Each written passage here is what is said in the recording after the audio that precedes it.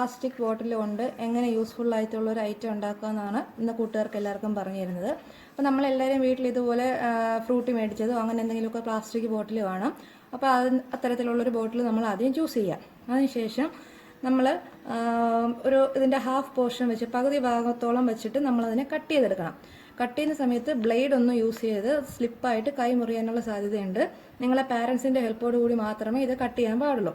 അപ്പോൾ ഞാനിവിടെ ഇതുപോലത്തെ ഒരു സിസേഴ്സ് യൂസ് ചെയ്ത് കട്ട് ചെയ്യാൻ പോവുകയാണ്. അപ്പോൾ കട്ട് ചെയ്ത ശേഷം നമുക്കിതെങ്ങനെയാണെന്ന് നോക്കാം.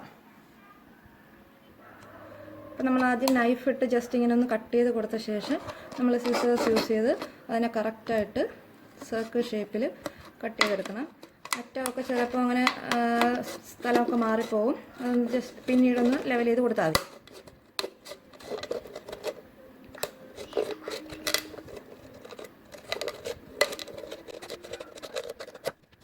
ഇതിലത്തൊക്കെ ഇങ്ങനെ ചെറിയ ചെറിയ നാരുപോലെയൊക്കെ കാണും. അതൊക്കെ ജസ്റ്റ് ഒന്ന് കട്ട് ചെയ്ത് ഒന്ന് ലെവൽ ചെയ്യുക.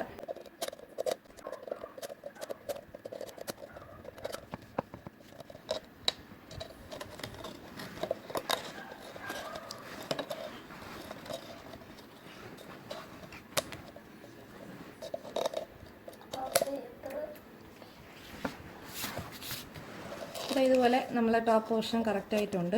അപ്പോൾ ഇത്തരത്തിൽ നമുക്കൊരു ബോട്ടിലിൻ്റെ പകുതി പോർഷൻ നമ്മൾ കട്ട് ചെയ്തെടുത്തിട്ടുണ്ട്. ഇനി നമ്മൾ 2 വൈറ്റ് പേപ്പേഴ്സ് എടുക്കാം. ഇപ്പോൾ നമ്മൾ 2 എണ്ണം വൈറ്റ് പേപ്പർ ഇല്ലെങ്കിൽ കുഴപ്പമില്ല, ന്യൂസ് പേപ്പർ ആയാലും മതി. നമ്മളെ കയ്യിൽ ന്യൂസ് പേപ്പർ ഉണ്ടെങ്കിൽ അതെടുക്കാം. എന്നിട്ട് അതിനെ ജസ്റ്റ് ഈ ബോട്ടിലിൻ്റെ ചുറ്റിലുമായിട്ട് ഒന്നിങ്ങനെ റൗണ്ട് ചെയ്ത് പിടിക്കുക. എത്രത്തോളമാണ് നമുക്കിതിനെ ഇതിൻ്റെ പുറത്ത് ഇങ്ങനെ ഒട്ടിച്ചു കൊടുക്കാനാണ് പോകുന്നത്. അപ്പോൾ ഇത് സ്റ്റിക്ക് ചെയ്യാനായിട്ട് നമുക്ക് എത്ര ദൂരം വേണമെന്നുള്ളത് നമ്മൾ ആദ്യം ഒന്ന് കണ്ടുപിടിച്ച് വെച്ച ശേഷം നമ്മൾ ആ പേപ്പറിനെ കട്ട് ചെയ്യാം. അപ്പോൾ ഞാനിവിടെ റൗണ്ട് ചെയ്തപ്പോൾ ഇത്രയാണ് നമുക്ക് വേണ്ട പോർഷൻ. അതുപോലെ തന്നെ ഇങ്ങനെ ചുറ്റി പിടിക്കുമ്പോഴും ഇത്രയും മതിയാവും. അപ്പോൾ അവിടെ വെച്ച് നമ്മൾ ആ പേപ്പറിനൊന്ന് കട്ട് ചെയ്തെടുക്കുക.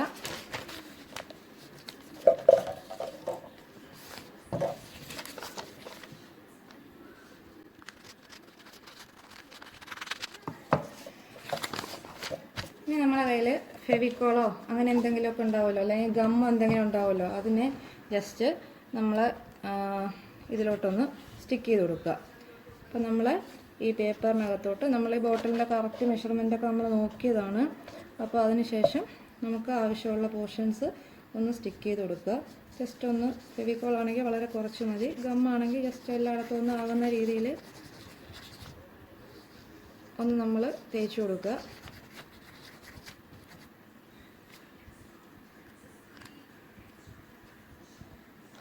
ഇനി നമ്മൾ ആ ബോട്ടിലിനെ ഇങ്ങനെ ഒട്ടിച്ചെടുക്കുകയാണ്. അതിൻ്റെ പുറത്ത് വെച്ച ശേഷം നമ്മളതിനിങ്ങനെ ചുറ്റിച്ച് ഒട്ടിക്കുകയാണ്.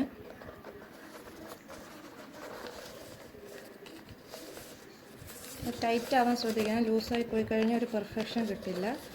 ടൈറ്റായിട്ട് വരാൻ വേണ്ടിയിട്ട് ശ്രദ്ധിക്കുക.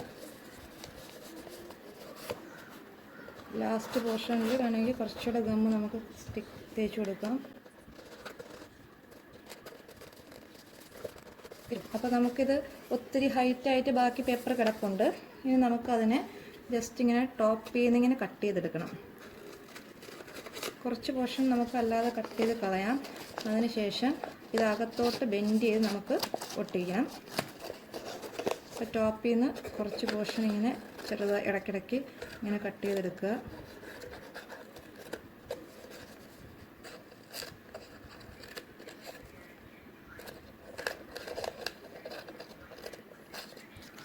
ഇനി അതിനെ ഇങ്ങനെ ജസ്റ്റ് ഇങ്ങനെ അകത്തോട്ട് ഒട്ടിച്ച് കൊടുക്കുകയാണ് ചെയ്യേണ്ടത്. അപ്പോൾ ആ പോർഷൻസിൽ ജസ്റ്റ് ഒന്ന് ഗം തേച്ച് കൊടുക്കുക.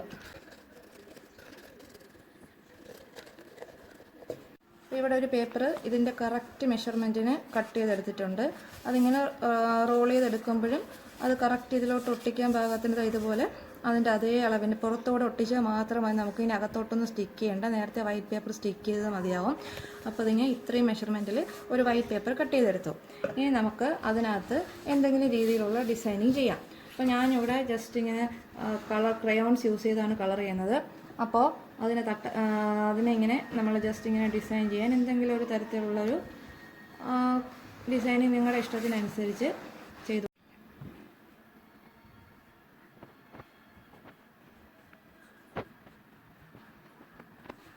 നമുക്ക് ഇതുപോലെ ലൈൻസ് ഇങ്ങനെ വരച്ചു കൊടുക്കാം. അപ്പോൾ ഈ താഴത്തോട്ടുള്ള പോർഷൻസിലും എല്ലാം ഇതേപോലെ ലൈൻസ് വരച്ചു കൊടുക്കാം.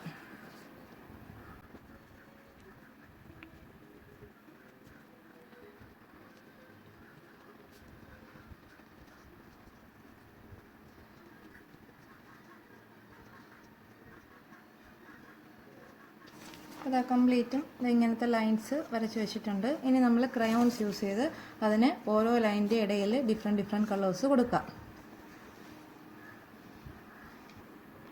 അപ്പം ഞാനിവിടെ ഗ്രീൻ ക്രയോൺ ആണ് എടുത്തിട്ടുള്ളത്. അപ്പം നിങ്ങളുടെ കയ്യിൽ സ്കെച്ച് പെന്നോ മറ്റെന്തെങ്കിലും ഉണ്ടെന്നുണ്ടെങ്കിൽ ആ തരത്തിലുള്ള കളേഴ്സ് യൂസ് ചെയ്യാം. നമുക്കിതിനെ ജസ്റ്റ് ഒന്ന് കളർഫുൾ ആക്കുക മാത്രമേ ഉള്ളൂ ഉദ്ദേശിച്ചിരിക്കുന്നത്. അപ്പോൾ നിങ്ങളുടെ കയ്യിൽ എന്ത് കളറാണ് ഉള്ളത് ആ ടൈപ്പ് കളർ ഇതിൽ യൂസ് ചെയ്യാം. ഇപ്പോൾ ചിലരയിൽ ക്രയോൺസ് ഉണ്ടാവും, ചിലരയിൽ സ്കെച്ചായിരിക്കും ഉണ്ടാവുക. അപ്പോൾ സ്കെച്ച് പെൻ ആണെങ്കിലും നന്നായിട്ട് ഇതുപോലെ എല്ലാ ലൈൻസിൻ്റെ ഇടയിൽ ഡിഫറെൻറ്റ് കളേഴ്സ് കൊടുത്താൽ മാത്രം മതി. അപ്പം നമുക്കിവിടെ കളറൊന്ന് നോക്കി ഓരോ ലൈനിനകത്തും ഓരോ ഡിഫറെൻറ്റ് കളേഴ്സ് കൊടുക്കാം. ഇവിടെ ഞാൻ ഗ്രീൻ കൊടുത്തു. രണ്ടാമത്തേൽ നമ്മൾ റെഡ് കൊടുക്കുകയാണ്. അടുത്ത് നമുക്ക് വയലറ്റ് കൊടുക്കാം. അപ്പോൾ ഞാൻ ഇത് ഓരോന്ന് ജസ്റ്റ് ഒന്ന് സ്റ്റാർട്ട് ചെയ്യണത് മാത്രമേ നിങ്ങൾക്ക് കാണിക്കുന്നുള്ളൂ. അതിനുശേഷം ഞാൻ ഫിനിഷ് ചെയ്തിട്ട് നിങ്ങൾക്ക് എങ്ങനെയാണെന്നുള്ളത് കാണിച്ചു തരാം. അതിനുശേഷം ഇവിടെ ഞാൻ പിങ്ക് കൊടുക്കുകയാണ്. ഇവിടെ ഓറഞ്ച് കൊടുത്തു. അതിനുശേഷം ഇവിടെ നമ്മൾ ബ്രൗൺ കൊടുക്കുകയാണ്. ലാസ്റ്റിൽ ബ്ലൂ കൊടുത്തു. ഇതൊന്ന് കംപ്ലീറ്റ് ആയിട്ട് കളർ ചെയ്തിട്ട് എങ്ങനെയാണെന്നുള്ളത് നോക്കാം. അപ്പോൾ ഇതുപോലെ നമ്മൾ ഓരോ ലൈനിലും ഡിഫറെൻറ്റ് കളേഴ്സ് കൊടുത്ത് നല്ല കളർഫുള്ളാക്കി വെച്ചിട്ടുണ്ട്. നിങ്ങൾക്ക് ഈ തരത്തിൽ തന്നെ കളർ കൊടുക്കണമെന്നൊന്നുമില്ല. ഏത് രീതിയിലുള്ള കളറിങ് വേണമെങ്കിലും നിങ്ങൾക്ക് ഓരോരോ ലൈനിൽ കൊടുക്കാം. നമുക്ക് ഇഷ്ടമുള്ള പോലെ അത് ഡിസൈൻ ചെയ്യാം. ഇനി നമ്മൾ നേരത്തെ തന്നെ ഒട്ടിച്ച് വെച്ചിട്ടുള്ള ബോട്ടിലെടുത്തു. അതിപ്പോൾ പശയൊക്കെ നന്നായിട്ട് ഉണങ്ങിയിട്ടുണ്ട്. ഇനി ഇതിനെ ജസ്റ്റ് ഇതിൻ്റെ പുറത്തുകൂടെ ഇങ്ങനെ ഒട്ടിച്ച് വയ്ക്കാം. അപ്പോൾ നമുക്ക് കളർഫുള്ളായിട്ടുള്ളൊരു പെൻ ഹോൾഡർ റെഡിയാവും. അപ്പോൾ നമുക്ക് ഒന്നിതിനെ സ്റ്റിക്ക് ചെയ്തെടുത്തിട്ട് വരാം. നേരത്തെ പോലെ തന്നെ നമ്മൾ ആ പേപ്പറിൽ ഗ്ലൂ ഒന്ന് തേച്ച് കൊടുക്കുക. നമ്മൾ നേരത്തെ എടുത്ത പശ അല്ലെങ്കിൽ ഫെവിക്കോള് അതിൻ്റെ ചുറ്റിലും ഇങ്ങനെ ഒന്ന് തേച്ച് കൊടുക്കുക.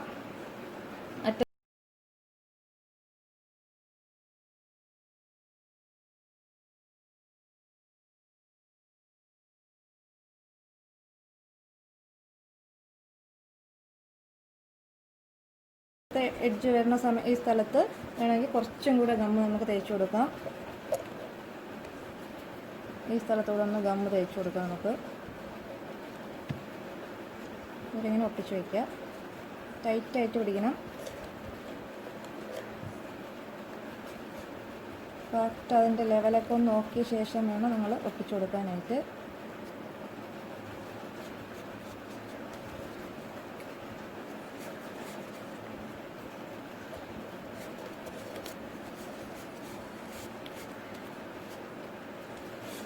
ഇപ്പോൾ നമുക്ക് കളർഫുള്ളായിട്ടുള്ള ഒരു പെൻ ഹോൾഡർ റെഡി ആയിട്ടുണ്ട്. അപ്പം കൂട്ടുകാർക്ക് എല്ലാവർക്കും ഇതുപോലത്തെ പെൻ ഹോൾഡർ പ്രിപ്പയർ ചെയ്യാം. ഇനി ഇതിനകത്ത് നമ്മുടെ കയ്യിലുള്ള പെന്നും പെൻസിലും ഒക്കെ ഇതിനകത്തിട്ട് സൂക്ഷിച്ച് വയ്ക്കാം. നമുക്ക് ടേബിളിൽ അങ്ങും വാരി ഇടാതെ പെൻസിലും പെന്നും സ്കെയിലും ഇറേസറും എല്ലാം തന്നെ നിങ്ങളുടെ ടേബിളിൽ സേഫായിട്ട് മനോഹരമായിട്ടുള്ള ഒരു പെൻ ഹോൾഡർ ക്രിയേറ്റ് ചെയ്ത് അതിനകത്ത് തന്നെ നമുക്ക് സൂക്ഷിച്ച് വയ്ക്കാം. അപ്പോൾ നമുക്കിത് ഈസി ആയിട്ട് ചെയ്യാമെന്നുള്ളതേ ഉള്ളൂ. ഒരു വേസ്റ്റ് ബോട്ടിൽ വെച്ചിട്ടാണ് നമ്മൾ ഇത്രയും ബ്യൂട്ടിഫുൾ ആയിട്ടുള്ളൊരു ഒബ്ജക്റ്റ് ക്രിയേറ്റ് ചെയ്തെടുത്തത്. അപ്പോൾ എല്ലാവരും ഇത് ചെയ്ത് നോക്കുക. Thank you.